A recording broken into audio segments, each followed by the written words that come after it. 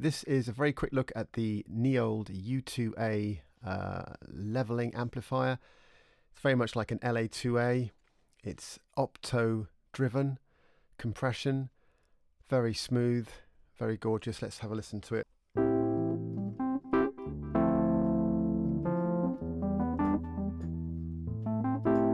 So we've got a bit of compression going on. We've also got this drive which adds this lovely tube saturation. That's fully up. Let me just wind that down a little bit.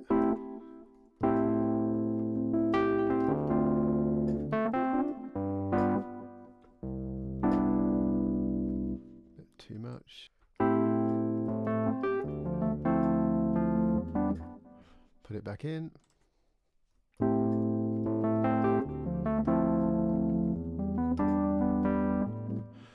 You can parallel process on this with this mix button here. Now the peak control here, this just basically controls the compression, so the more you turn it clockwise, the more compression you get.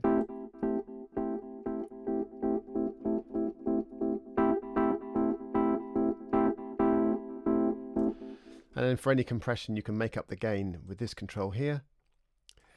And then in terms of the type of compression, the ratio, you've got two choices. You can have it on compress, and then if you want a higher ratio and a harder knee, you can flick it to limit.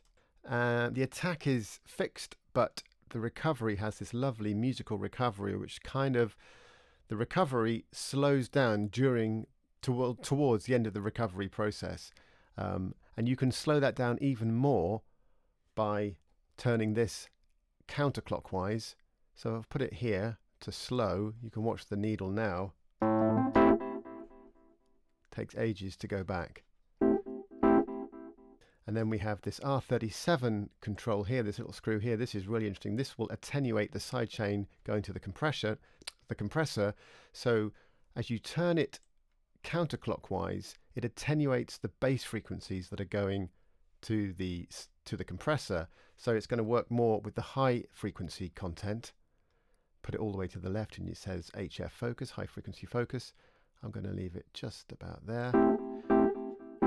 And then this last control here is the aging. This is the idea that every LA2A box is going to be different. Every vintage piece of equipment is going to be different. A new one's going to sound different to one that's been knocking about a studio for 20 years. And so you can change the characteristics of the sound and the compression by changing it from what's called here new all the way to old. And you get a nice little bit of grit added in as you get older.